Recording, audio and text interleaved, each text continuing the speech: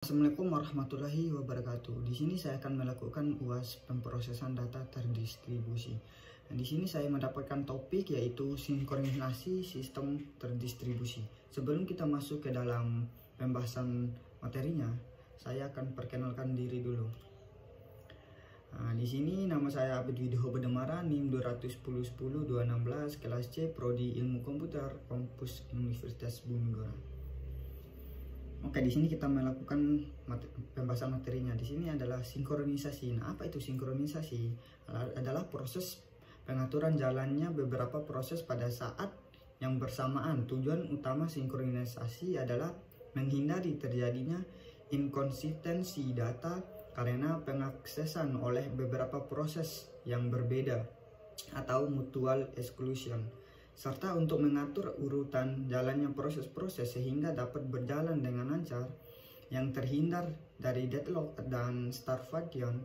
Sinkronisasi umum dilakukan dengan bantuan perangkat sinkronisasi. Penyelesaian terhadap masalah ini sangat penting karena perkembangan teknologi sistem komputer untuk ke sistem multiprocessing, terdistribusi, dan paralel yang mengharuskan adanya proses-proses konkuren. Nah, di sini adalah sinkronisasi clock. Yang pertama adalah algoritma untuk sinkronisasi dalam sistem terdistribusi memiliki beberapa sifat. Nah, informasi relevan tersebar beberapa komputer. Yang kedua, keputusan pembuatan proses hanya berdasarkan informasi yang lokal. Yang ketiga, peristiwa kegagalan dengan penyebab tunggal di dalam sistem harus dihindari.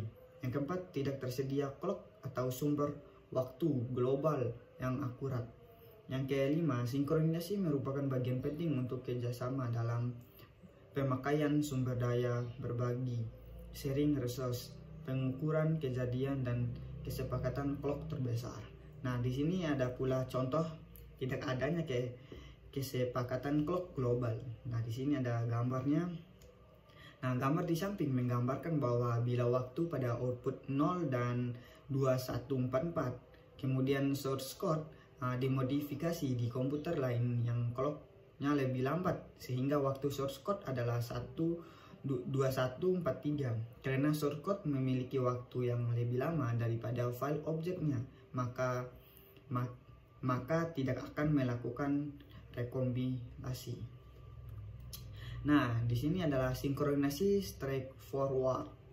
Nah, cara yang paling mudah untuk menentukan waktu adalah dengan bertanya langsung ke server waktu atau Universal Coordinate Time.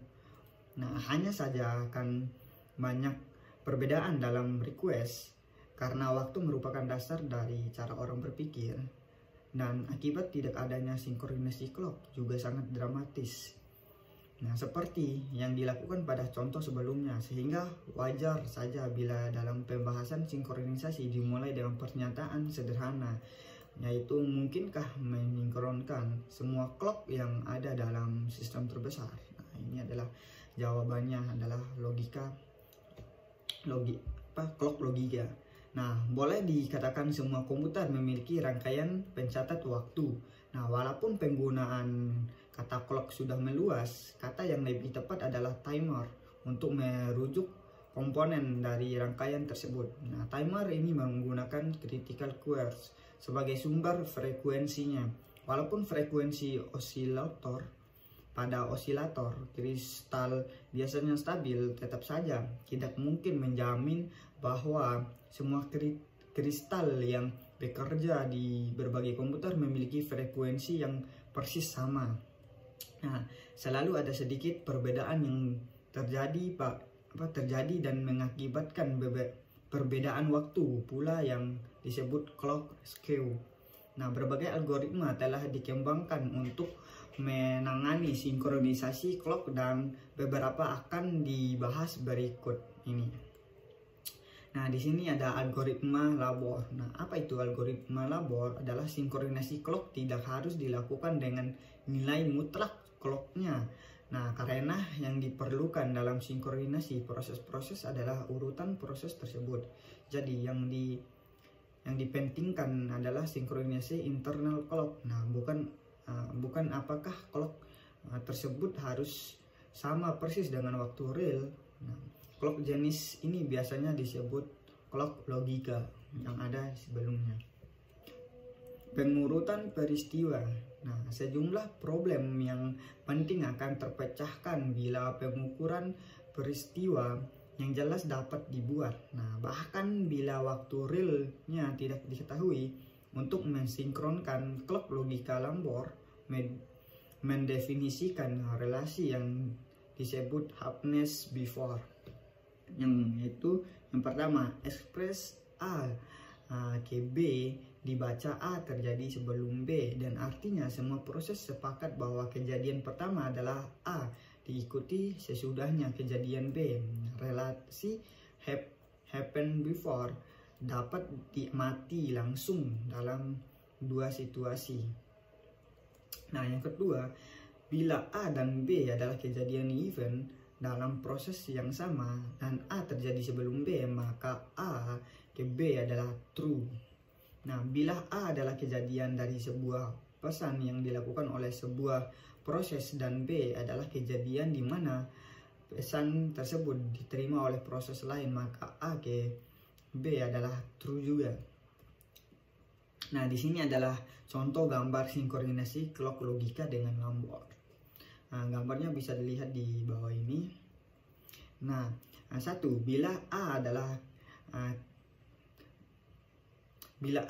kejadian dari sebuah pesan yang dikirim oleh sebuah proses dan B adalah kejadian di mana pesan tersebut diterima oleh proses lain, maka A ke B adalah true juga. Nah, yang kedua, pada gambar A tampak 3 buah sistem dengan clock masing-masing yang bekerja dengan laju yang berbeda, dan gambar B clock sistem dikoreksi dengan algoritma Lambert.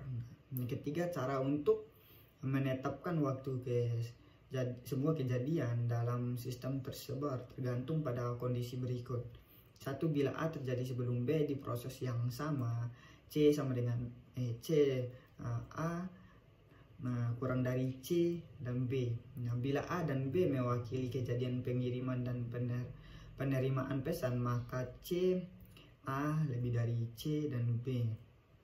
Untuk semua yang ketiga, untuk semua kejadian A dan B, C A lebih dari dan kurang dari C dan B. Nah, di sini kita masuk ke dalam clock fisik. Nah, pada beberapa sistem waktu clock aktual menjadi penting, contohnya real time system. Untuk sistem ini diperlukan clock fisik eksternal karena alasan efisiensi dan redundansi. Clock fisik jamak biasanya digunakan yang mengakibatkan ada 2 masalah muncul. Adalah yang pertama, bagaimana mensinkronkan eksternal clock tersebut dengan clock sebelumnya. Yang kedua, bagaimana mensinkronkan antar clock yang ada. Nah, di sini ada satu, yaitu sebelum membahas jawaban masalah di atas, terlihat dahulu dilihat bagaimana pengukuran waktu aktual dilakukan. Saat dimana matahari mencapai titik tertinggi di langit disebut transit of the sun, dan terjadi di siang hari. Interval antara 2 transit berturutan tersebut solar day. Nah, sedangkan solar second diefisiensikan dapat 1/86400 dari solar day. Nah, internation atomic time, singkatan dari IAT, adalah rata-rata jumlah tik dari jam atom cesium 133 sejak tanggal 1 Januari 1958 dibagi 9, 192, 631, dan 770. Disebabkan waktu siang bertambah lama, TAI menjadi lebih lambat dibanding solar second. Untuk mengkoreksinya digunakan lap second dengan cara meloncati waktu TAI sehingga sama dengan solar second. Nah, bisa lihat pada gambar yang tadi, waktu yang telah dikoreksi ini disebut Universal Collision Time atau UTC. NICS memiliki beberapa stasiun radio gelombang pendek yang memancarkan pulsa pada setiap awal detik UTC yang dapat digunakan untuk sinkronisasi stasiun ini terkenal dengan nama WWWV. Oke, kita masuk ke algoritma sinkronisasi clock. Frekuensi tick clock logika tergantung dari nilai yang dimuat ke counter. Nilai ini yang menentukan resolusi clock. Interval waktu yang lebih kecil dari resolusi tidak dapat dibedakan. Laju pergeseran clock adalah perubahan offset antara clock dengan nominal referensi ideal per unit yang diukur di referensi. Clock hardware yang hanya berupa nilai di dalam register seperti nilai 32 bit dan 64 bit yang kelak di rollover. Penanganan dilakukan dengan mengubah konstantan yang ditambahkan untuk memperoleh clock software yang biasanya berkisar di order mikrotik atau milidetik dari tanggal yang disepakati. Nah, yang pertama algoritma Christian. Nah, bila sebuah mesin memiliki penerapan WWV sehingga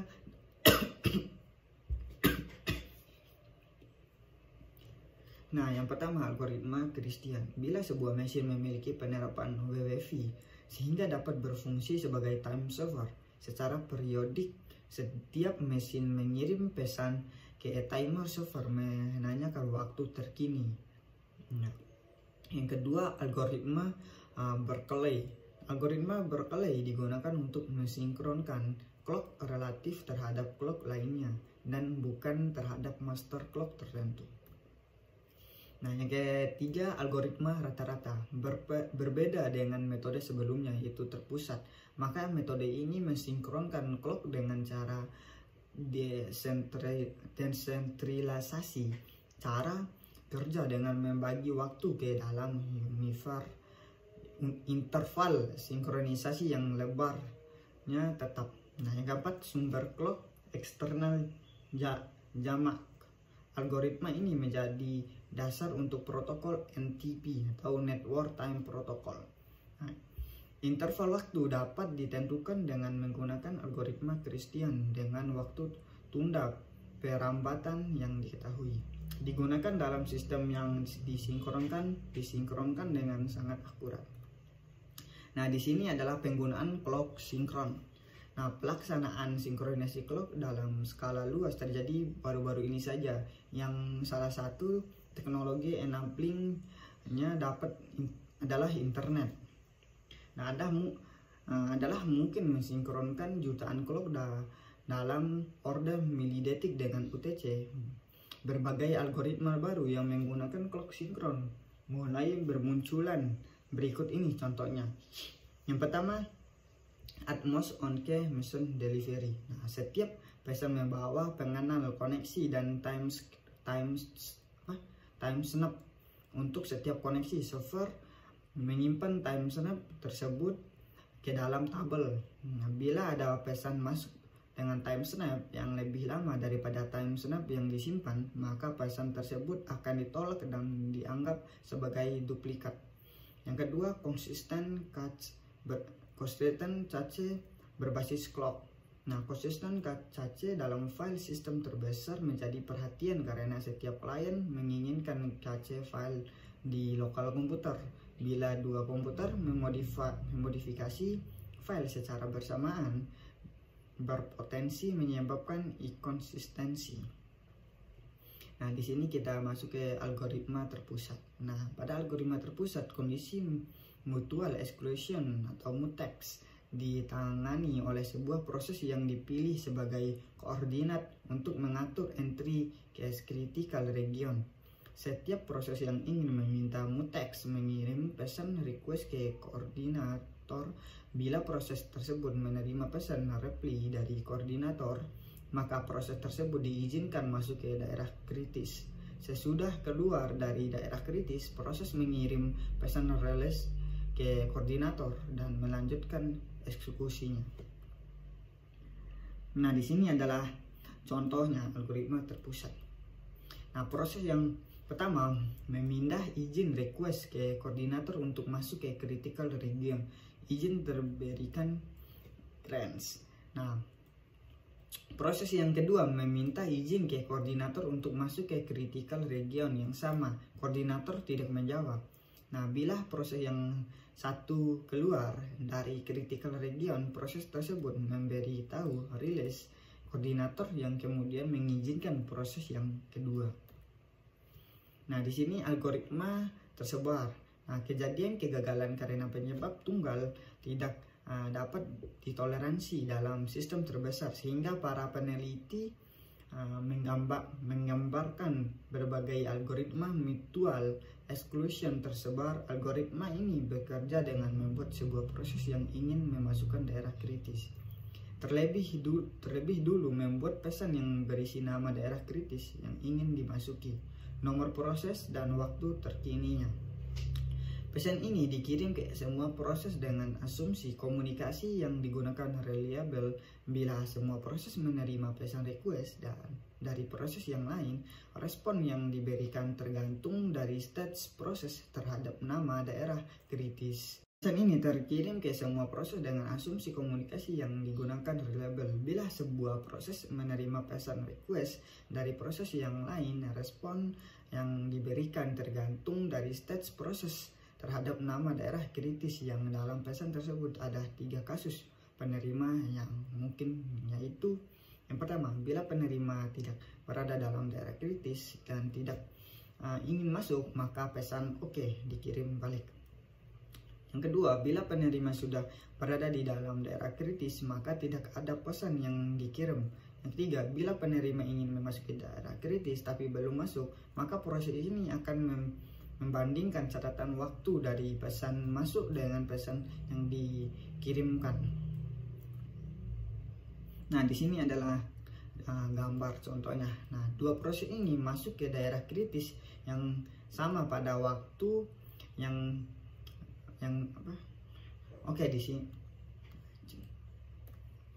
di sini adalah contoh gambarnya. Nah, yang pertama, 2 proses ingin masuk ke daerah kritis yang sama pada waktu yang bersamaan pula. Yang kedua, proses 0 memiliki time snap yang lebih lama sehingga proses 0 menang. Nah, bila proses 0 selesai, pesan oke dikirim sehingga proses kedua sekarang dapat masuk ke daerah kritis. Nah, di sini adalah algoritma token ring. Nah, di sini digunakan sebuah jaringan bus dengan proses-proses yang tidak berurutan. Melalui perangkat lunak, ring logika disusun dengan setiap proses ditetapkan posisinya di dalam ring seperti pada gambar B. Posisi ring dari dia lokasi kan dengan menggunakan urutan nomor, alamat jaringan, atau dengan cara lain. Nah, hal yang terpenting adalah setiap proses harus tahu siapa proses sesudahnya. Nah, ini adalah contoh gambarnya. Nah, sebuah grup proses yang tidak berurutan dalam jaringan. Yang kedua, ring logika yang disusun dalam software perbandingan 3 algoritma. Nah, di sini adalah perbandingan 3 algoritma. Algoritma terpusat paling mudah dan efisien dibanding kedua algoritma lainnya. Hanya 3 proses yang dibutuhkan untuk masuk dan keluar dari daerah kritis: request, grant, dan release. Algoritma tersebar paling sensitif terhadap kejadian crash. Nah, di sini bisa lihat pada gambar. Nah, di bawah ini adalah algoritma dan bisa lihat di bawah ini contoh gambarnya. Nah, kita masuk ke algoritma pemilihan. Banyak algoritma tersebar membutuhkan sebuah proses yang berfungsi sebagai koordinator, inisiator, sequencer, atau pelaksanaan fungsi khusus lain. Beberapa contoh seperti koordinator pada algoritma mutual exclusion terpusat. Bila koordinator tersebut mengalami kegagalan karena hostnya down, sistem harus dapat melanjutkan eksklusi hanya dengan memulai lagi sebuah copy proses koordinator baru di host yang lain. Algoritma yang menentukan di mana copy koordinator baru tersebut harus dimulai lagi sebelum algoritma pemilihan. Ada 2 algoritma pemilihan yang akan dibahas untuk 2 jenis konfigurasi sistem tersebar. Yang pertama ada algoritma Boolean. Nah, di mana sebuah proses mendapatkan koordinator tidak lagi menanggapi request yang terkirim. Maka proses pemilihan akan diinisiasi proses P yang mengadakan pemilihan sebagai berikut. Nah, yang pertama, P mengirim pesan elektron ke semua proses dengan nomor proses yang lebih besar. Nah, 2, bila tidak ada tanggapan, proses P memenangkan pemilihan ini dan menjadi koordinator. Proses yang ketiga, namun bila salah satu proses dengan nomor yang lebih tinggi menjawab, proses tersebut yang akan mengambil alih proses pemilihan pekerjaan. Proses P sendiri selesai di sini. Nah, ini adalah contoh gambarnya. Nah, dalam gambar proses pemilihan dengan algoritma Boolean dapat dilihat sebagai berikut. Yang pertama, proses 1 menggandakan pemilihan elektron. Yang kedua, proses 5 dan 6 merespon memberitahu 4 untuk berhenti. Yang ketiga, sekarang 5 dan 6 masing-masing akan mengadakan pemilihan. Nah, di sini adalah algoritma ring. Nah, algoritma ini berbasis ring tanpa token dengan persyaratan bahwa setiap proses harus sudah berurutan baik secara logika ataupun fisik. Nah, dalam gambar di bawah terlihat bahwa proses 2 dan 5 mendapatkan proses 7 yang berperan sebagai koordinator mengambil crash. Kemudian proses 2 dan 5 membangun pesan elektron dan memulai sirkulasi pesan ini. Akhiri pesan tersebut akan tersebar ke segala arah. Kemudian kedua proses 2 dan 5 akan mengubah pesan tersebut menjadi pesan koordinator yang disirkulasikan lagi dengan anggota dan urutan ring yang tepat sama seperti sebelumnya. Nah, deadlock adalah suatu kondisi di mana tepat dua proses atau bahkan lebih dalam antrian proses yang lain untuk melepaskan resource yang sedang dipakai, dan berikut adalah gambarnya.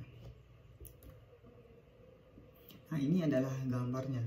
Nah, starvation adalah kondisi yang biasanya terjadi setelah deadlock. Berikut gambar dari starvation. Nah, yang kedua ini gambar dari starvation.